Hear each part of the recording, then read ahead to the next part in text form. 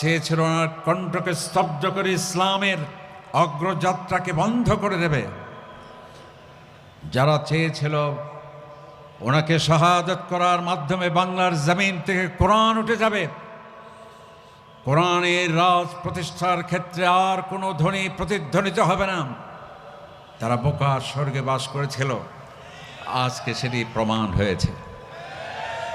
আগে শুধুমাত্র একজন সাইদি ছিলেন, এখন সেই সাইদি পাগল লক্ষ লক্ষ তৌহিদি জনতা, তাদের কণ্ঠে, তাদের বিবেকে, শয়নে, স্বপনে, চিন্তা চেতনায়, নিঃশ্বাসে বিশ্বাসে ওই মৌলানা সাইদির ধ্বনি প্রতিধ্বনিত হয়। তার প্রতি ভালোবাসা, মোহাব্বত, স্বাক্ষর তাদের চোখে মুখে এখনো প্রকৃষ্ট উদাহরণ হিসেবে আমরা দেখতে পাই।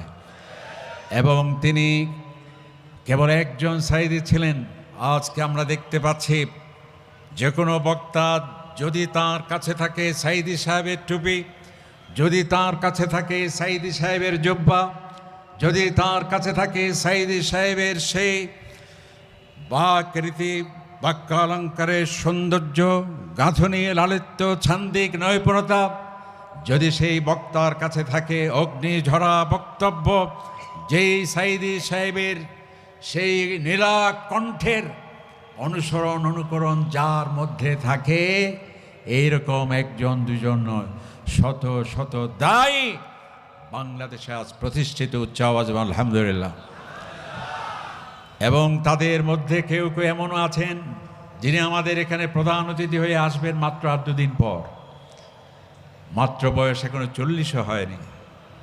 হযরত মাওলানা সাইদির যারা মনে করেছিল তিনি চলে গেলে তাফসীর অগ্রযাত্রা বন্ধ হয়ে যাবে, এই সে তরুণ মুফাসসিরে কোরআন যার মধ্যে হযরত মাওলানা সাইদি সাহেবকে দেখতে পায় জনগণ, যার মাহফিলে লক্ষ লক্ষ প্রায় 20 লক্ষাধিক মানুষ ঘন্টার পর ঘন্টা, দিনের পর দিন সেখানে অপেক্ষায় থাকে। সেজন্য কোরআনে পাকের আরেকটি আয়াত আমাদের সামনে, আমাদের ঈমান আরো মজবুত হয়েছে। আল্লাহ তাআলা বলেছেন, ইউরিদুনা লিইউতফিউ নূরাল্লাহ, তারা চাইবে মুখের ফুৎকার দিয়ে ইসলামের আলো নিভিয়ে দেওয়ার। পৃথিবীর সমস্ত মানুষ আকাশের সূর্যের দিকে হাজারো ফুৎকার দিয়ে সূর্য নিভানো যেভাবে সম্ভব নয়, আমার ইসলামের আলোক পত্রিকাকে নিভিয়ে দেওয়া অসম্ভব। সেটি আবার প্রমাণিত হলো। আল্লাহ তাআলা বলছেন, কালিমাতুল্লাযীনা কাফারুস সুফলা, ইসলাম বিরোধী শক্তি যত শক্তিশালী আপাত দৃষ্টিতে মনে হয়, যদিও তাদের স্লোগান খুবই লোভনীয় হয়, যদিও তাদের চাকচিক্য থাকে, কিন্তু সেটি অবশ্যই আল্লাহ তাআলা বলছেন এর পরাজয় অবশ্যম্ভাবী। আর ওয়া কালিমাতুল্লাহি আল উলিয়া, আল্লাহ তাআলার কালিমা সেটি উড্ডীন হবে, পথ পথ করে উড়বে, একে পদানত করা সম্ভব। যাই হোক, আমরা আর সেদিকে যাচ্ছি না। আমরা শুধু হযরত মাওলানা, তিনি এমনই এক ব্যক্তিত্ব ছিলেন। আজকে আমরা যারা আল আজহারে পড়তে যাই, সৌদি আরবে মদিনা ইউনিভার্সিটিতে পড়তে যায়, কিং সৌদ ইউনিভার্সিটিতে পড়তে যায়, সেখানে দাওয়া বিভাগে অনেকগুলো সাবজেক্ট পড়ানো হয়। আমরা হযরত মাওলানার সাথে আল আজহার বিশ্ববিদ্যালয়ে আমি যাওয়ার সুযোগ হয়েছিল। সেখানে আল আজহারের ছাত্র শিক্ষক ছিল, সবাই হুজুরকে সংবর্ধনার এক সুন্দর অনুষ্ঠান আয়োজন করেছিল। সেখানে আমাকে আজ থেকে প্রায় 20 বছর আগে, তার মানে আমার বয়স ছিল প্রায় 30 থেকে 32, সেখানে বলা হলো কিছু বলার জন্য। তো হযরত মাওলানার সামনে কেউ কিছু বলবে, এটা তো অসম্ভব। আমরা এই মাহফিলে দেখেছি অনেক বড় বড় ইসলামী চিন্তাবিদ, যাদের জন্য হাজার লক্ষ মানুষ অপেক্ষা করত, কিন্তু এই মাহফিলে হযরত মাওলানা যখন আসতেন, তিনি যত বড় স্বনামধন্য হোক, আন্তর্জাতিক খ্যাতিসম্পন্ন হোক, হযরত মাওলানার পদধূলি শুনলেই সবাই একসঙ্গে দাঁড়িয়ে যেত, আর কারো আজ শুনতে চায় না, হুজুর আপনার বয়ান আমরা শুনতে চাই, সুবহানাল্লাহ। তো ওনার সামনে কি বক্তৃতা রাখা হবে? তখন আমি বুদ্ধি করে বললাম, আমি আল আজহারের ছাত্র শিক্ষকদের উদ্দেশ্যে বললাম যে ভাইয়েরা, 1000 মাইল দূরে আমরা আফ্রিকায় এই মিশরে পড়তে আসি, আমরা মদিনা ইউনিভার্সিটিতে যাই, কিং সাউদ ইউনিভার্সিটিতে যাই, যেই সাবজেক্টগুলো মাত্র আমরা এখন পড়ছি আধুনিক সাবজেক্ট হিসেবে, আর এই আধুনিক সাবজেক্টগুলো মানাহিজুদ দাওয়া, দাওয়া কার্যক্রম কিভাবে হবে, ইলমুদ দাওয়া, সায়েন্সেস অফ দাওয়া কিভাবে হবে, আসারিবুদ দাওয়া, দাওয়াতি কার্যক্রমের রূপরেখা কি হবে, কোরআনের তাফসীরের আধুনিক ধারাসমূহ কিভাবে হবে, এগুলো এখন আল আজহারে পড়ানো হয়, কিং সাউদ ইউনিভার্সিটিতে পড়ানো হয়, বড় বড় উন্নত ইসলামী রাষ্ট্রে পড়ানো হয়। আমি বললাম এই সাবজেক্টগুলো আমরা পড়ে আসছি হজরত মাওলানা সাঈদী সাহেবের কাছে আজ থেকে 30 বছর আগে, 1980 সাল থেকে ওই কলেজিয়েট ময়দান থেকে প্যারেড গ্রাউন্ডে এই সাবজেক্টগুলোই তিনি পড়েছেন প্রায় 50 থেকে 60 বছর। সুবহানাল্লাহ।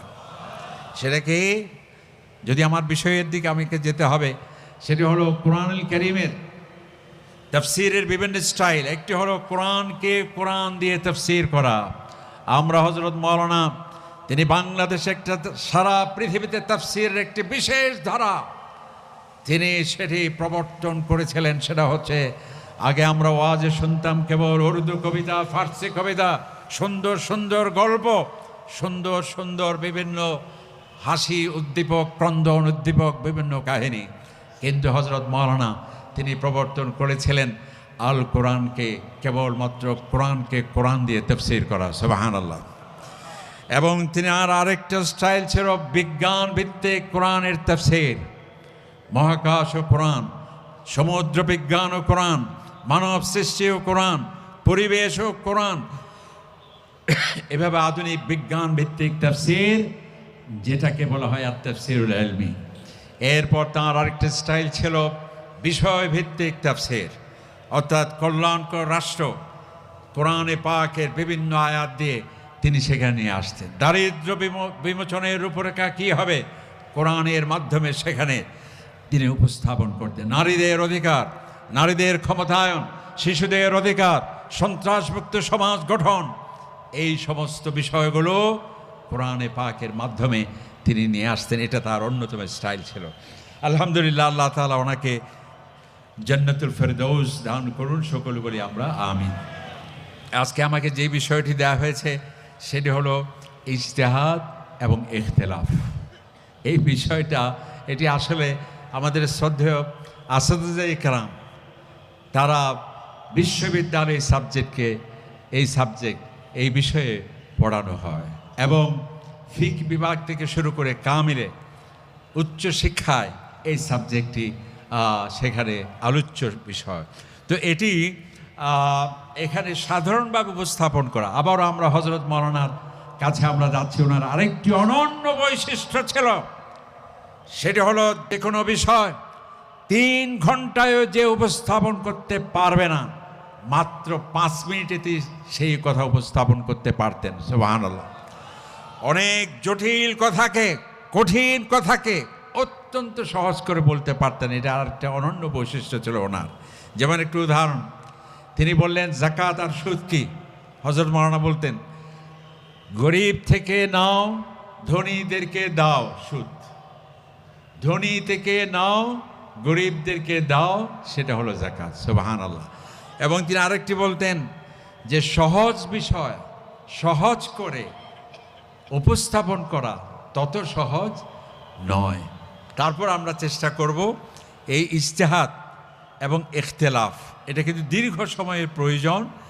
এরপর আমরা সংক্ষিপ্তভাবে আপনাদের সামনে উপস্থাপন করার চেষ্টা করব। আমরা জানি ইজতিহাদ মানে কি? ইজতিহাদ এবং জিহাদ দুটি ভিন্ন ভিন্ন শব্দ হলেও এর মূল ধাতু, মূল অক্ষর কিন্তু একটাই, সেটা হলো জিম হা দাল, অর্থাৎ চেষ্টা, প্রাণান্তকর চেষ্টা, সর্বোচ্চ প্রয়াস। জিহাদ মানে হলো শব্দের আবেদানিক অর্থ সর্বাত্মক প্রয়াস, আবার ইজতিহাদ শব্দের মূল ধাতুও হলো সর্বাত্মক প্রয়াস। তার মানে কি? এর মানে হলো ইজতিহাদ হলো দ্বীনকে জানা, দ্বীনের বৈশিষ্ট্য, ইসলামের বৈশিষ্ট্য, সেটির বাস্তবতা, সেটির সম্পর্কে জানা, এটি হলো ইজতিহাদ। আর জেহাদ হলো এই দিনকে সংরক্ষণ করার সর্বাত্মক প্রচেষ্টা, প্রতিরক্ষা কৌশল, সেটা হচ্ছে জেহাদ। তো এই যে ইজতেহাদ মানে হলো গবেষণা, ইজতেহাদ মানে হলো কোরআন ও হাদিসের আলোকে আধুনিক যে সমস্ত সমস্যা সেগুলো কোরআন এবং হাদিসের আলোকে বুদ্ধিবৃত্তিক সর্বোচ্চ প্রয়াস চেষ্টার মাধ্যমে সেগুলোর সমাধান, এটি হচ্ছে ইজতেহাদের মূল লক্ষ্য এবং উদ্দেশ্য। অনেকে আমরা বলে থাকি যে ইজতেহাদের এখন প্রয়োজন নেই, ইজতেহাদের তালা বন্ধ হয়েছে, এই কথা সঠিক নয়। কারণ আমার নবী করিম সাল্লাল্লাহু আলাইহি সাল্লাম তিনি হযরত আব্দুল্লাহ ইবনে আব্বাস রাদিয়াল্লাহু তাআলা আনহু তার জন্য দোয়া করতেন, আল্লাহুম্মা আতিল হিকমা, আয় আল্লাহ আমার এই চাচাতো ভাইকে তুমি হিকমত দাও, জ্ঞান দাও, ওয়াল্লিমহু তাউইল, এবং কোরআনে পাকের ব্যাখ্যা দেওয়ার সেই যোগ্যতা, সেই মেধা, দক্ষতা, প্রজ্ঞা, দূরদর্শিতা, বিচক্ষণতা তাকে তুমি দান করো। ওয়াফাক্কিহু ফিদ্দীন, এবং দ্বীনের যাতে যুগোপযোগী, যাতে সন্দেহ সংশয় আসলে পরে সেটি দূরীভূত করতে পারে, যাতে কঠিন কথাকে সহজভাবে উপস্থাপন করতে পারে, যাতে বিভিন্ন ঘটনার মূল্যায়নে পর্যবেক্ষণ দিতে পারে, যাতে বিভিন্ন সমস্যার সমাধান দিতে পারে, সংকটের নিরসন হতে পারে, সেই ধরনের প্রজ্ঞা এবং দূরদর্শিতা তুমি তাকে দান করো। আর ইসলাম হলো সেই জ্ঞানের ধর্ম, জড়তার ধর্ম নয়, মূর্খতার ধর্ম নয়। আল্লাহ পাক সুবহানাহু ওয়া তাআলা সেই জন্য কোরআনে পাকের সর্বপ্রথম আয়াতটি কি? ইকরা, তোমাকে পড়তে হবে, তোমাকে জানতে হবে। আল্লাহ তাআলাই বলেছেন কোরআন কারীমে, হাল ইয়াস্তাবিল্লাযীনা ইয়ালামুন ওয়াল্লাযীনা লা ইয়ালামুন, যারা জানে আর যারা জানে না কখনো সমান হতে পারে না। না জেনে কোনো কথা বলার ক্ষেত্রে কঠোর নিষেধাজ্ঞা আসছে কোরআনে। আপনি গবেষক হবেন, যা মনে ইচ্ছে তা বলবেন, সেটি হতে পারে না। আল্লাহ তাআলা বলছেন, ওয়ালা তাকফু মা লাইসা লাকা বিইলম, যে বিষয়ে তোমার জ্ঞান নেই সে বিষয়ে কথা বলার অধিকার তোমার নেই। আন্দাজ অনুমানের উপর কোনো কথা বলা ইসলামে নিষিদ্ধ। আল্লাহ তাআলা বলছেন, ওয়ালা তাত্তাবিল হাওয়া, আন্দাজ অনুমান, মন মস্তিষ্ক প্রসূত কোনো ধারণা দিয়ে কোনো সমস্যার সমাধানে, কোনো প্রশ্নের উত্তরে আন্দাজের উপর তুমি কথা বলবে না। এবং আল্লাহ সুবহানাহু ওয়া তাআলা যাতে একজন গবেষক তার জ্ঞান বুদ্ধি আকল বিবেক সত্যকে অনুসন্ধানে যাতে সে ব্যবহার করে, আল্লাহ তাআলা বিভিন্ন জায়গায় কোরআন কারীমে বলেছেন, ফা'তাবিরু ইয়া উলিল আবসার, হে জ্ঞানী তুমি আমার বিভিন্ন নিদর্শনসমূহ গবেষণা করো এবং সেখান থেকে প্রকৃত রহস্য উদ্ধার করার, অনুসন্ধান করার সর্বাত্মক প্রচেষ্টা তুমি করো।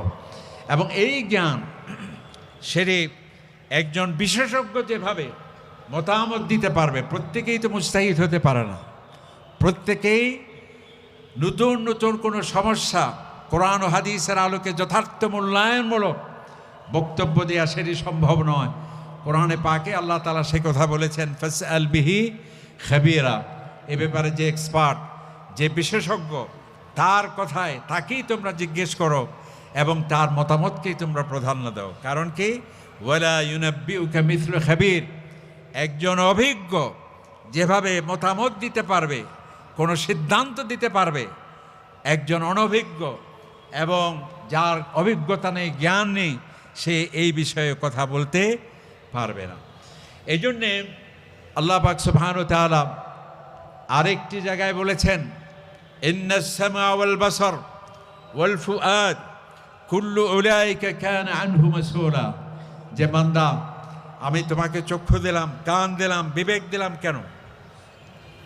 এই চক্ষু দিয়ে দেখে জ্ঞান অর্জন করতে হবে, এই কান দিয়ে শুনে জ্ঞান অর্জন করতে হবে, ঠিক কিনা বলেন? এবং যা দেখে জ্ঞান অর্জন করবে, শুনে যা জ্ঞান অর্জন করবে, এর উপর বসে থাকলে হবে না। তুমি যেহেতু গবেষক, তোমার গবেষণাকে বৃদ্ধি করতে হবে, সেই জন্য তোমার অন্তঃকরণ, তোমার হৃদয়, তোমার বিবেক যা দিয়েছি সেটিকে ব্যবহার করতে হবে। আর এটিকে যারা ব্যবহার করে না, আল্লাহ তাআলা বলছে কুল্লু উলাইকা কানা আনহু মাসউলা, এগুলো আমার পক্ষ থেকে তোমাদের জন্য বড় নেয়ামত। এই নেয়ামত যে ব্যবহার করবে না, আমি আল্লাহ সুবহানাহু ওয়া তাআলার কাছে জবাবদিহি করতে হবে।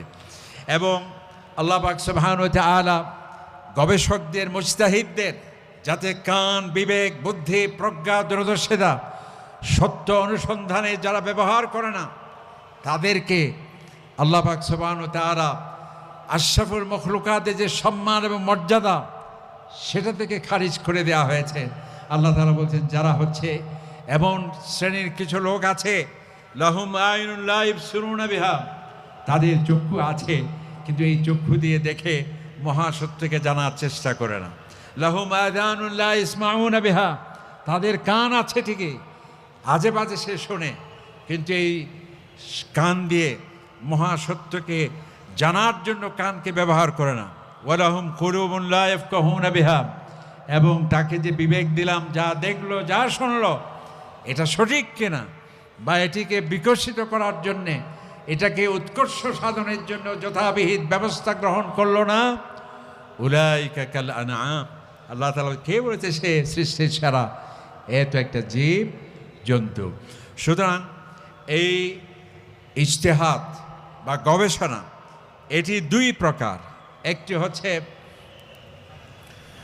ইজতিহাদ ফিমা খালাকাল্লাহ, আরেকটা হচ্ছে আল ইজতিহাদ ফিমা শারা আল্লাহ। এই গবেষণা বা ইজতিহাদ দুই প্রকার। একটি হলো ফিকহুল কওন, আরেকটি হচ্ছে ফিকহুল দ্বীন।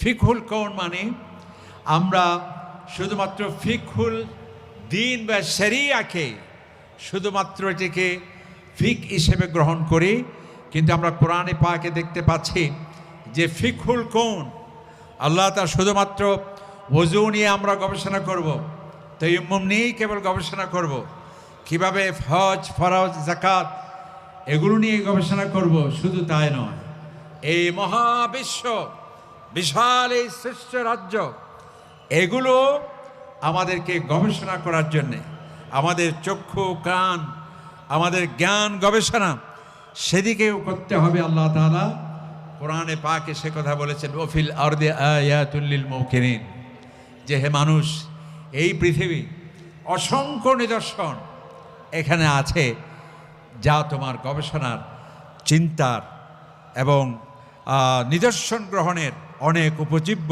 এখানে আছে। আল্লাহ তাআলা বলছেন ইন্না ফি খালকিস সামাওয়াতি ওয়াল আরদ ওয়া ইখতিলাফিল লাইলি ওয়ান নাহার, হে মানুষ, তুমি গবেষণা করে দেখো রাত কিভাবে হয়, দিন কিভাবে হয়,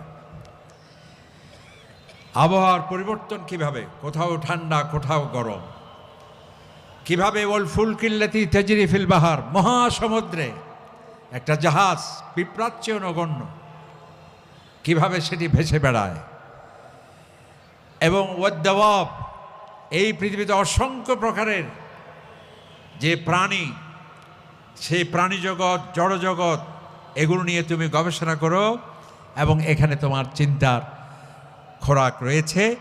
এভাবে এই একটা বিষয়। আরেকটি হচ্ছে আমরা শরীয়তের যে বিষয়গুলো আছে সেগুলো সম্পর্কেও আমাদের গবেষণা করতে হবে এবং চিন্তা ভাবনা করতে হবে।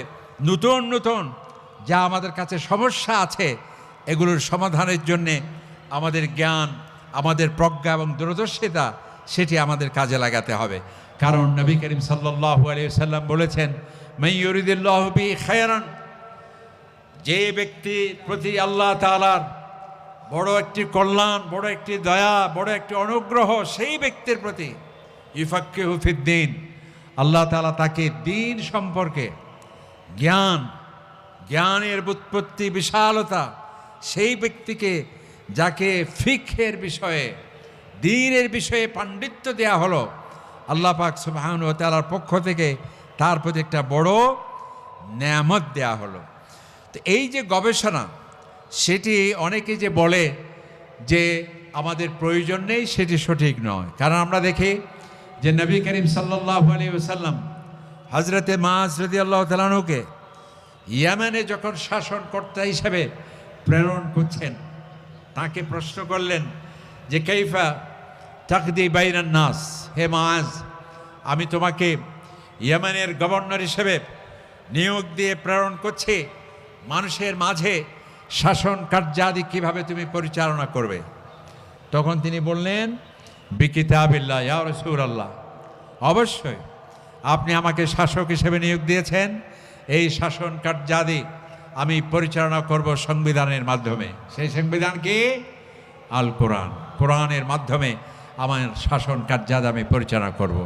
এরপর আল্লাহ নবী প্রশ্ন করলেন, ফাইন লাম তাজিদ ফিল কিতাব, যদি তুমি এমন একটি সমস্যা তোমার সামনে উপস্থিত হলো, সেটি অর্থনৈতিক হোক, রাজনৈতিক হোক, সাংস্কৃতিক হোক বা যে কোনো ক্ষেত্রে হোক, কোরআনে তুমি স্পষ্টভাবে এর সমাধান যদি খুঁজে না পাও, তাহলে তোমার কি পদক্ষেপ হবে?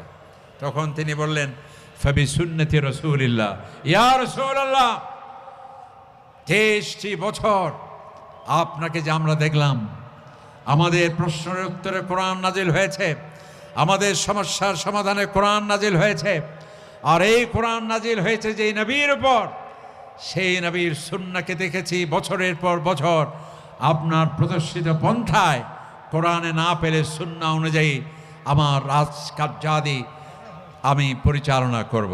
এরপর নবী করিম সাল্লাল্লাহু আলাইহি ওয়াসাল্লাম আবার প্রশ্ন করলেন যে, হে মাআজ, তুমি যথার্থ বলেছ, এখন এমন একটা সমস্যা হলো কোরআনেও নেই, হাদিসেও নেই, তাহলে তুমি কি করবে? তাহলে হয়তো আমরা বলতাম যে ইজতিহাদের তালা বন্ধ হয়েছে, ইজতিহাদ করা যাবে না, বসে আমরা তাওয়াক্কুল করবো আল্লাহ তাআলা। এভাবেই তিনি বলেছিলেন। তখন তিনি বলেছেন, ফাজতাহিদু বিরাই ইয়া রাসূলুল্লাহ, আমি যদি কোরআন দিয়ে চেষ্টা করব, যদি কোরআনে না পাই আপনার হাদিস দিয়ে চেষ্টা করব, আর যদি সেটি সম্ভব না হয় তাহলে আমি ফাজতাহিদু, আল্লাহ তাআলা যে আমাকে মেধা দিয়েছেন সেই মেধার মাধ্যমে আমি গবেষণা করব। তবে সেই গবেষণা কোরআনের আলোকে, হাদিসের আলোকে, সেই সকল যা যা সমসাময়িক ইস্যু আসবে সেগুলোর উপর আমি গবেষণা করে সিদ্ধান্ত নেব। নবী করিম সাল্লাল্লাহু আলাইহি সাল্লাম তিনি খুশি হয়ে বললেন যে, আলহামদুলিল্লাহিল্লাযী ওয়াফাকা রাসূলা রাসূলি, আমি আল্লাহ তাআলার শুকরগুজার হচ্ছি, আমার সেই নিয়োগকৃত গভর্নরকে, আল্লাহ রসুলের রসুলকে, অর্থাৎ আল্লাহ তাআলার প্রেরিত দূত হলেন নবী করিম সাল্লাল্লাহু আলাইহি সাল্লাম, অর্থাৎ আল্লাহ রসুলের রসুলকে নিয়োগ করতে, আপনার গভর্নরকে সঠিক কথা অনুধাবন করার জন্য যে আল্লাহ পাক সুবহানাহু ওয়া তাআলা তাকে যে তৌফিক দিলেন, সেই জন্য নবী করিম সাল্লাল্লাহু আলাইহি ওয়াসাল্লাম খুশি হলেন। তার মানে হলো আমাদের কোরআন এবং হাদিস, এই গবেষণা, এই ইজতিহাদ, সেটির বিষয় কী হবে? যেখানে সুস্পষ্ট কোরআন আছে সেখানে আপনি গবেষণা করলে চলবে না। যেখানে সুস্পষ্ট দলিল আছে যে 5 ওয়াক্ত নামাজের ক্ষেত্রে কোনো ইখতিলাফ আছে, নেই। যাকাত যে দিতে হবে কোনো ইখতিলাফ আছে, হজ যে জীবনে একবার করতে হবে কোনো ইখতিলাফ আছে, আমরা সালাতুল জানাজা 4 তাকবীরে হতে হবে এক্ষেত্রে কোনো আছে? তাহলে কোনো বিষয়ে যদি কোরআনের সুস্পষ্ট দলিল থাকে, নবী করিম সাল্লাল্লাহু আলাইহি সাল্লামের সুস্পষ্ট হাদিস থাকে, এই ক্ষেত্রে কোনো গবেষণার সুযোগ নেই।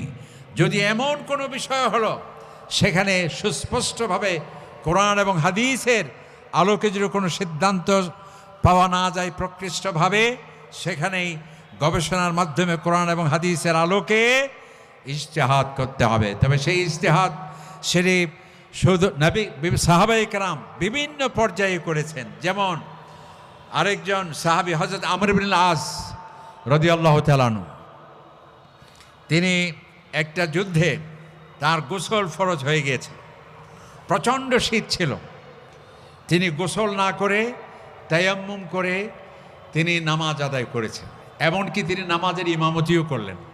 খেয়াল করেন, তার গোসল ফরজ হয়েছে, প্রচণ্ড শীত ছিল, কনকনে শীত, এমন ঠান্ডা পানি যেটিতে গোসল করলে তার জীবন সংকটাপন্ন হতে পারে। তখন তিনি তায়াম্মুম করে নামাজ শুধু পড়লেন না, ইমামতিও করলেন। এই ঘটনা নবী করিম সাল্লাল্লাহু আলাইহি ওয়াসাল্লামের কাছে গেল। আল্লাহর নবী তাকে প্রশ্ন করলেন, যেখানে তোমার গোসল ফরজ ছিল সেখানে তুমি তায়াম্মুম করলে কিভাবে? তখন তিনি বললেন যে ইয়া রাসূলুল্লাহ, আল্লাহ পাক তো কোরআনুল কারীমে বলেছেন ওয়ালা তাকতুলু আনফুসাকুম, তোমরা নিজেকে হত্যা করো না। আমি ভাবলাম এই কনকনে শীতে প্রচণ্ড ঠান্ডা পানিতে যদি আমি গোসল করি সেটি আত্মহত্যার শামিল হয়ে যায়, সুতরাং আমার জীবন রক্ষা করা ফরজ। কোরআনে পাকের এই আয়াতকে গবেষণা করে আমি তায়াম্মুম করেছি। নবী করিম সাল্লাল্লাহু আলাইহি ওয়াসাল্লাম ফাতাবাসসামা রাসূলুল্লাহ, আল্লাহর নবী হযরত আমর ইবনে আসের এই গবেষণা দেখে তিনি খুশি হলেন এবং তিনি মৃদু হাসলেন। বলেন না সুবহানাল্লাহ। এভাবে হযরতে নবী ইসলামের আরেকটি আহজাবের যুদ্ধে দেখুন সাহাবায়ে কেরামরা, যেখানে আল্লাহর নবী নিজে ছিলেন, কোরআন আছে, সুন্নাহ আছে, এত সত্য গবেষণা করেছেন, ইজতিহাদ করেছেন। আল্লাহর নবীর একটি হাদিস, আহজাবের যুদ্ধে তিনি বলেছেন, হে সেনাবাহিনীরা, তোমাদের প্রতি আমার নির্দেশ, কেউ এখানে আসরের নামাজ পড়বে না। লা ইউসাল্লিয়ান্না আহাদুন আল আসরা ইল্লা ফি বনি কুরাইজা, বনি কুরাইজায় গিয়ে তোমরা আসর পড়বে। এখন নবী ইসলামের নির্দেশ দেওয়া হলো। সাহাবায়ে কেরাম পথিমধ্যে গিয়ে অনেকেই ভাবলেন সূর্য প্রায় ডুবো ডুবো অবস্থা, একটা গ্রুপ নামাজ পড়ে ফেলল। আবার আরেকটা গ্রুপ বলল যে না, আমরা পড়ব না, যেহেতু আল্লাহর নবী বলেছেন বনি কুরাইজায় না গিয়ে আমরা আসরের নামাজ না পড়তে বলা হয়েছে। নবী করিম সাল্লাল্লাহু আলাইহি সাল্লামের কাছে এই খবর গেল। আল্লাহর নবী জিজ্ঞেস করলেন, তখন এক গ্রুপ বলল যে ইয়া রাসূলুল্লাহ, আপনার এই নির্দেশনায় আমরা বুঝতে পেরেছি দ্রুত যেতে হবে বনি কুরাইজায়, কিন্তু আমরা দ্রুত যেতে পারি নাই। আসরের নামাজ সূর্য ডুবার প্রায় উপক্রম হয়ে গিয়েছিল, আসরের নামাজ কাজা হলে গুনাহ হয়ে যাবে, এই ভয়ে আমরা পড়েছি। আর ওই ব্যক্তি যারা এখানে আসরের নামাজ পড়ে নাই ওখানে পড়বে যারা বলেছিল, তারা বললেন ইয়া রাসূলুল্লাহ, আপনিই তো বলেছেন যে বনি কুরাইজায় না গিয়ে তোমরা আসরের নামাজ পড়বে না। নবী করিম সাল্লাল্লাহু আলাইহি ওয়াসাল্লাম তাদের এই বক্তব্য শোনার পর দুই গ্রুপের সিদ্ধান্তকে স্বাগত জানালেন। বলেন না সুবহানাল্লাহ। তার মানে হচ্ছে কোরআন ছিল, হাদিস ছিল, এবং একই হাদিস, আর তাদের অভিজ্ঞতা এবং ভিন্ন ভিন্ন দৃষ্টিভঙ্গি এবং যুক্তি পরিস্থিতির আলোকে তাদের সেই উদ্ভাবিত সিদ্ধান্তকে নবীজি স্বাগত জানিয়েছেন। তার মানে ইজতিহাদকে স্বাগত জানিয়েছেন। সুবহানাল্লাহ। এরপরে যেহেতু সময় কম, বর্তমান ইজতিহাদের দরজা যারা বন্ধ হয়েছে বলে সেটি সঠিক কথা নয়, বরং এই আধুনিক যুগে আরও বেশি ইজতিহাদ করতে হবে। কেন? এখন এমন নতুন নতুন সমস্যা, এই যে বিশেষ করে মেডিকেল সায়েন্স, হাসপাতাল, মেডিকেল সায়েন্সে অনেক গবেষণার প্রয়োজন।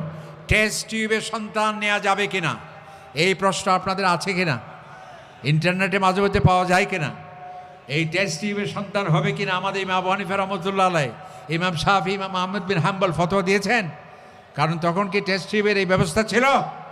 কোনো একজন মানুষের হার্ট প্রতিস্থাপন করতে হচ্ছে, এখন বানরের হার্ট প্রতিস্থাপন করা যাবে কিনা, এটা সন্দেহ, এটা গবেষণার প্রয়োজন আছে কিনা। এখন আরেকটি প্রশ্ন হলো রোজা নিয়ে। যারা কক্ষপথে পরিভ্রমণ করছে, কোনো নবচারী যদি কক্ষপথে গেল, সেখানে জোহর, আসর, মাগরিব, এশা কিছুই নেই, সব সময় দিন আর দিন, আবার কোথাও শুধু রাত আর রাত, আপনার সেই ফজর, জোহর, আসর, মাগরিব, এশা কিভাবে পড়বে? এটা গবেষণা করতে হবে কিনা? ওয়ানার নামাতিকে রইন, তার মানে ব্যাকুণ হন ফতোয়া দিয়ে অন্য এরে অবশ্যই আমাদের এই ফতোয়া লাগবে। আরেকটি দেখুন যে কিছু কিছু দেশ আছে সারা দিন হচ্ছে দিন, 24 ঘন্টা দিন, এখন সে রোজা রাখবে কিভাবে? তাহলে তো ইন্না লিল্লাহি ওয়া ইন্না ইলাইহি, একটি মাস সারাটাই যদি দিন থাকে, কোথায় সেহরি, কোথায় ইফতারি, কিভাবে সে রোজা রাখবে? গবেষণার প্রয়োজন আছে কিনা। আবার আরেকটি জায়গা আছে সারা শুধু রাত আর রাত, সে কিভাবে রোজা রাখবে? এই জন্য এই গবেষণার প্রয়োজন আছে। আমাদের অর্থনীতির ক্ষেত্রে লাগবে, ফরেন এক্সচেঞ্জে যারা চাকরি করে ইসলামী ব্যাংকগুলোতে, কিভাবে সেটা ফরেন এক্সচেঞ্জ হবে সে নিয়ে গবেষণার বিষয় আছে। এবং আমাদের আরও অনেকগুলো বিষয় আছে। তবে এই মুস্তাহিদ যেন তেন ব্যক্তি মুস্তাহিদ হতে পারবে না, তাকে কোরআন জানতে হবে, নবীকে ইসলামের সুন্নাহ জানতে হবে, আরবি ভাষা জানতে হবে, তাকে ইজমা জানতে হবে, অবজেক্টিভস অফ শরিয়া, মাকাসিদ শরিয়া জানতে হবে, তার মধ্যে তাকওয়া থাকতে হবে, উসুল দ্বীন এবং আকীদা সম্পর্কে জানতে হবে, তাকে ইউরোপিয়ানদের সমাজ ব্যবস্থা সম্পর্কে জানতে হবে, না হলে ইউরোপিয়ান সমস্যার সমাধান আপনি কিভাবে দেবেন? চায়নার সমাজ সম্পর্কে আপনাকে জানতে হবে, জাপানিজদের কালচার সম্পর্কে আপনাকে জানতে হবে, তাহলে আপনি ফতোয়া দিতে পারবেন। এরপর দ্বিতীয় বিষয় বলে আমি শেষ করতে চাই সংক্ষিপ্ত সময়ে, সেটা হলো ইখতিলাফ। ইখতিলাফ যেখানে ইজতিহাদ আছে, মত পার্থক্য সেখানে থাকতে পারে, তবে আমাদের ইসলাম কোরআনে পাকে আল্লাহ তাআলা বলেছেন ইন্না হাদিহি উম্মাতুকুম উম্মাতান ওয়াহিদা, আমি এক, আমার নবী এক, কোরআন এক, কিবলা এক, উম্মাহ এক। সুতরাং ঐক্যবদ্ধ থাকতে হবে, এটাই হলো ইসলামের মূল দর্শন। ঠিক কিনা বলেন? 5 ওয়াক্ত নামাজ জামাতে পড়ার অন্যতম শিক্ষা হচ্ছে ঐক্যের। জুমার নামাজ সাপ্তাহিক বৃহত্তর ঐক্যের শিক্ষা দেওয়া হয়। ঈদের নামাজ বছরে 2 বার আরো বৃহত্তর অঙ্গনের ঐক্যের শিক্ষা দেওয়া হয়। আরাফাতে উপস্থিতি সারা পৃথিবীর সমস্ত মানুষ, কৃষ্ণাঙ্গ শ্বেতাঙ্গ, রাজা শাসক শাসিত সারা পৃথিবীর ঐক্যবদ্ধ মুসলিম উম্মার শিক্ষা দেওয়া হয়। সুতরাং ঐক্যের উপর থাকতে হবে, বিভাজন নয়, ইখতিলাফ নয়, সর্বোচ্চ চেষ্টা করতে হবে। কারণ আল্লাহ তাআলা বলেছেন ওয়ালা তাকুনু কাল্লাযীনা তাফাররাকু, তোমরা তাদের মতো হবে না যারা ছোট্ট ছোট্ট বিষয়ে বহুদা বিভক্ত হয়ে তাদের দিন, তাদের উম্মাহকে ধ্বংস করেছিল। ওই যে খ্রিস্টানরা তারা তর্ক করছিল ওনার পেশা পাক কিনা পাক, এই সমস্ত বিষয় নিয়ে তোমরা তর্ক করবে না। আল্লাহ তাআলা ইন্নাল্লাযীনা ফাররাকু দীনাহুম ওয়া কানু শিয়া'আন লাসতা মিনহুম ফি শাই, তাদের মতো হবে না যারা বহুদা বিভক্ত হয়ে ঐক্যকে নষ্ট করে নিজের অস্তিত্বকে বিপন্ন করে দিয়েছে। আমার নবীর উম্মত সেটা হতে পারে না। আমার নবীকে ইসলাম বলেছেন লা তাখতালিফু ফাতাখতালিফ কুলুবুকুম, তোমরা অযথা বিষয়ে, যেই বিষয়ে কোনো মতপার্থক্যের প্রয়োজনই নেই, সেই বিষয় নিয়ে কোনো কাদা ছড়াছড়ি করবে না, তাহলে তোমাদের কলবে বক্রতা সৃষ্টি হবে। এরপর আমরা যদি এরপরেও কিছু কিছু ইখতিলাফ তো থেকেই যায়। শেষ করতে চাই যেহেতু সময় কম। আমরা দেখেছি নবী করিম সাল্লাল্লাহু আলাইহি ওয়াসাল্লামের সাহাবায়ে কেরামদের সাথে কারো তুলনা হবে? যাদের শানে কোরআনে পাকের আয়াত, যাদের শানে তাওরাত, ইনজিল এবং জাবুর, যাদের প্রশংসা, যাদের সম্পর্কে আমার নবীজি বলেছেন আসহাবী কান্নুজুম, আমার সাহাবায়ে কেরাম এক একটি তারকার মতো, তাদের আদর্শ তোমরা গ্রহণ করে শরীক পথ প্রাপ্ত হবে।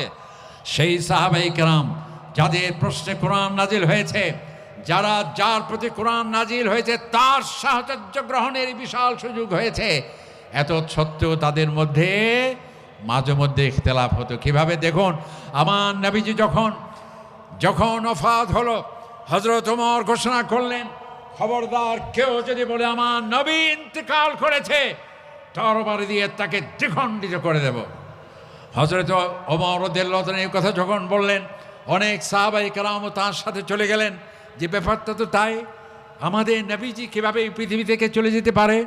এরপর হযরত আবু বকর রাদিয়াল্লাহু তাআলা আসলেন, তিনি বললেন, বক্তব্য দিলেন কোরআনে পাকের আয়াতের মাধ্যমে, ইন্নাকা মাইত, হে আমার নবী আপনাকেও মৌতের মাধ্যমে আমার কাছে আসতে হবে, ওয়া ইন্নাহুম মাইতুন, সকলকে মৌতের মাধ্যমে এই পৃথিবী থেকে বিদায় নিতে হবে।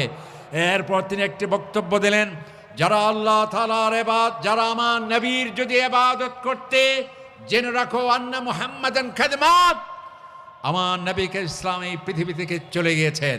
আর যারা আল্লাহর ইবাদত করতে, জেনে রাখো ইন্নাল্লাহা হাইয়ুন লা ইয়ামুত, আমার আল্লাহ চিরঞ্জীব, তার কোনো লয় নেই, ক্ষয় নেই, চিরঞ্জীব। বলুন সুবহানাল্লাহ। সকল সাহাবায়ে কেরাম তখন সঠিক কথাটি বুঝতে পারলেন। হযরত ওমরের হাত থেকে তরবারি পড়ে গেল, তিনিও শান্ত হয়ে সামান ওয়াতায়া আবু বকর, হে আবু বকর তোমার প্রতি আমার পূর্ণ আনুগত্য রইল। সুবহানাল্লাহ। নবী করিম সাল্লাল্লাহু আলাইহি ওয়াসাল্লামের দাফন নিয়ে ইখতিলাফ হলো, আমার নবীর দাফন কোথায় হবে? সাহাবায়ে কেরাম বললেন, আমরা জান্নাতুল বাকি, যেখানে প্রায় 10,000 সাহাবায়ে কেরাম শুয়ে আছেন, যেখানে আমার নবীজির সহধর্মীরা শুয়ে আছেন, যেখানে আওলাদের রাসূলুল্লাহরা শুয়ে আছেন সেখানেই দাফন করা হবে। আবার অনেকে বললেন যে না, মসজিদে নববীতে দফন করা হবে। ইখতিলাফ সৃষ্টি হলো কিনা, সেখানে হযরত আবু বকর রাদিয়াল্লাহু তাআলা আনহু এসে আবার সমাধান দিলেন। সেই হাদিস আল্লাহ হযরত আবু বকর বললেন, ইন্নাল আম্বিয়া ইউদফানুন হাইথু ইউকবাদুন। আমার নবীজি বলেছেন, নবীদের অন্যতম একটা বৈশিষ্ট্য হলো যেই জায়গায় তাদের ওফাত হবে সেই জায়গাতেই তাদের দাফন হবে। সুবহানাল্লাহ। সঙ্গে সঙ্গে সকল সাহাবায়ে কেরাম তার ইজতিহাদের সিদ্ধান্তকে মেনে নিয়েছিল। এভাবে আমরা দেখতে পাই হযরত নবী করিম সাল্লাল্লাহু আলাইহি ওয়াসাল্লামের ওফাতের পর কে রাষ্ট্রপতি হবে, কে আমিরুল মুমিনিন হবে। কেউ বলল আনসার থেকে হতে হবে, আবার কেউ বলল আলাইম্মাতু মিন কুরাইশ থেকে হতে হবে। সাহাবায়ে কেরামদের মধ্যে নানা মত পার্থক্য হলো। সেটি ঝগড়া নয়, সেটা পার্লামেন্টে, আধুনিক পার্লামেন্টে যে ডিবেট হয়, সেই ডিবেট আমার ইসলাম থেকে শিক্ষা নেয়া। সেখানে পার্লামেন্টে অলিখিত পার্লামেন্টে সিদ্ধান্ত হলো, কণ্ঠভোটে পাশ হলো হযরত আবু বকর রাদিয়াল্লাহু তাআলা আনহু তিনি হবেন খলিফা। তাহলে এই যে ইখতিলাফ হলো, কোরআন এবং হাদিসকে সামনে রেখে সেটার সমাধান হলো। এভাবে সাহাবায়ে কেরামদের মাঝে হযরত ওমর রাদিয়াল্লাহু তাআলা আনহু মাহর বিষয়ক একটি ইজতিহাদ করে গবেষণা করে সিদ্ধান্ত নিয়েছিলেন বিবাহকে যাতে সহজ করা হয়, যাতে মাহর উচ্চ হারে নির্ধারণ হলে বিবাহ জটিল হবে, কঠিন হবে, আর বিবাহ বন্ধ হয়ে যাওয়া মানে অনৈতিকতার দ্বার উন্মোচিত হয়ে যাওয়া। তখন তিনি একটা সিদ্ধান্ত নিলেন। তখন তো আর পার্লামেন্ট ছিল না। পার্লামেন্ট কী ছিল? মসজিদে নববী। আমরা বানিয়েছি সাধারণ মসজিদ। আমার নবীজির মসজিদ ছিল একদিকে সেটা ওপেন ইউনিভার্সিটি, উন্মুক্ত বিশ্ববিদ্যালয়, ছাত্র ছাত্রী আবার বৃদ্ধ বনিতা সেখানে পড়তো। আর একদিকে ছিল সেটি সুপ্রিম কোর্ট, সমস্ত ছোটখাটো বড় বিচার সবগুলোর রায় দিতেন আমার নবী সেই মসজিদে নববী থেকে। সুবহানাল্লাহ। আবার আরেক দিকে ছিল সেটি পার্লামেন্ট, সমস্ত রাষ্ট্রের গুরুত্বপূর্ণ বিষয়গুলো সেখানে সিদ্ধান্ত হতো। শেষ করছে হযরত ওমর রাদিয়াল্লাহু তাআলা আনহু সেই পার্লামেন্টে কণ্ঠভোটে পাশ হতে যাচ্ছিল। হযরত ওমর যা সিদ্ধান্ত নিয়েছেন সেটি এক মহিলা দাঁড়িয়ে বলল, যদি আমরা হুজুররা বলি মসজিদে মাইফা জান্নে পারিব, ওটা মৌলভী সাহেব মসজিদে যদি মাইফা জান্নে পারে, তাহলে এই মহিলা কিভাবে হযরত ওমরকে বাধা দিল? উনি কি পাকঘর থেকে মাইক দিয়ে টেলিফোনে মোবাইলে হই দে না? এবার নিশ্চয় মসজিদ গেইত। এবার কি হইল যে হে ওমর, আমার আল্লাহ তাআলা মাহরের উচ্চ হারে নির্ধারণের যেই সুযোগ দিয়েছে, আপনি কে আমিরুল মুমিনিন আজকের এই পার্লামেন্টে কণ্ঠভোটে আমার অধিকারকে চেপে দেওয়ার সিদ্ধান্ত হচ্ছে কোরআনের আয়াতের সাথে সেটা সাংঘর্ষিক। সকল সাহাবায়ে কেরাম থরথর করে কাঁপছিল। আজকে এই মহিলার কি শাস্তি হতে পারে? যে ওমরের রায়কে সমর্থন করে কোরআনের 8টি জায়গায় আল্লাহ পাক সমর্থন করে কোরআনে পাকের আয়াত নাজিল করেছেন। সুবহানাল্লাহ। একজন সাধারণ জীর্ণ শীর্ণ মহিলা তার সিদ্ধান্ত বাস্তবায়নে বাধা দেবে, তার কি শাস্তি হতে পারে? ওই মহিলার কোরআনের আয়াত শুনে হযরত ওমর রাদিয়াল্লাহু তাআলা আনহু অবাক হলেন, বললেন আজকে নারীর অধিকারের কথা শুনুন। পার্লামেন্টে শুধু পুরুষ নয়, নারীও যে কথা বলতে পারবে তার উদাহরণ এবং দৃষ্টান্ত দেখুন। হযরত ওমর বললেন, আসাবাতিল মারআ, মেয়েটি যথার্থ বলেছে, আমি ওমর ভুল করেছি। সুবহানাল্লাহ। সুতরাং তার মানে ইজতিহাদ, এই যে গবেষণা, সুতরাং এই গবেষণা করতে গিয়ে মতপার্থক্য থাকলেও আমাদের এই মতপার্থক্য আমাদের পারস্পরিক কাদা ছোড়াছড়ি নয়, শ্লেষাত্মক ভাষা নয়, কুফরি ফতোয়ার মাধ্যমে নয়। আপনি দেখেন ফেরাউনের থেকে কি কেউ নিকৃষ্ট হতে পারে? যেই ফেরাউন দাবি করেছে আমি আল্লাহ, নাউজুবিল্লাহ, সেই ফেরাউনের কাছে হযরত মূসা আলাইহিস সালাম, হযরত হারুন আলাইহিস সালামকে যখন পাঠানো হচ্ছে, দেখুন সেই পাপিষ্ঠ ফেরাউন যে আল্লাহ দাবি করেছে, রব দাবি করেছে, আল্লাহ তাআলার নির্দেশ হলো, হে ফেরাউন, হে মূসা, হে হারুন, যাও কুলা লাহু কওলান লাইয়িনা, সমস্ত ভদ্রতা কাটেছি, নরম ভাষায় ভদ্রতাপূর্ণভাবে তাকে তুমি দাওয়াত দাও। সুবহানাল্লাহ। সুতরাং এটি অবশ্যই আমাদের সম্মানের সাথে এবং মহাব্বতের সাথে সৌহার্দ্যের সাথে আমাদের মত পার্থক্যগুলো সেটি থাকতে হবে, এবং কোরআন হাদিস অকাট্য যদি থাকে সেটা মেনে নিতে হবে, এবং একে অপরের প্রতি সমঝোতা ভালোবাসা মহব্বত এগুলো থাকতে হবে। আল্লাহ পাক সুবহানাহু ওয়া তাআলা সেই তৌফিক আমাদেরকে দান করুন। এটি আসলে আমি আগে বলেছি, এটা একটা কঠিন বিষয়। আমি চেষ্টা করেছি সাধারণভাবে বলা যায় কিনা, আমাদের হুজুরকে আমি অনুকরণ করার চেষ্টা করেছি কেবল, আসলে এটি আমার কথাই নয়, ওনাকেই সামনে রেখে এই কথাগুলো বলার চেষ্টা করেছি। আমাদের হুজুরকে আল্লাহ তাআলা জান্নাতুল ফেরদৌসের আলা মাকাম দান করুন, সকলে বলি আমিন। এবং আমাদের এই তাফসীরুল কোরআন মাহফিল যাতে কিয়ামত পর্যন্ত যাতে অব্যাহত থাকে, আর কোনো 10 নম্বর মহাবিপদ সংকেত যাতে এর উপর আসতে না পারে, এবং কোনো ধরনের অশনি সংকেত সেই এই মাহফিলের এই স্পিরিটকে যাতে বন্ধ করতে না পারে, সেই জন্য আমাদের ঐক্য, আমাদের সমঝোতা, আমাদের সংহতি, পারস্পরিক শ্রদ্ধা এবং সম্মান, এবং কোরআন এবং হাদিসের অনুশাসন মেনে চলা, পারিবারিক, সামাজিক, রাষ্ট্রীয়ভাবে সেই সর্বোচ্চ চেষ্টা, দাওয়াতি কার্যক্রমকে শক্তিশালী এবং যারা ইসলামের কথা বলে সবাইকে নিয়ে ঐক্যবদ্ধভাবে থাকার সেই প্রয়াস আমাদেরকে রাখতে হবে। আল্লাহ পাক সুবহানাহু ওয়া তাআলা সেই অভিষ্ট লক্ষ্যে মসৃণভাবে আমাদেরকে পৌঁছার তৌফিক দান করুন, আমিন। ওয়া আখির দাওয়ানা আলহামদুলিল্লাহি রাব্বিল আলামিন। ওয়াসসালামু আলাইকুম ওয়া রাহমাতুল্লাহি ওয়া বারাকাতুহু।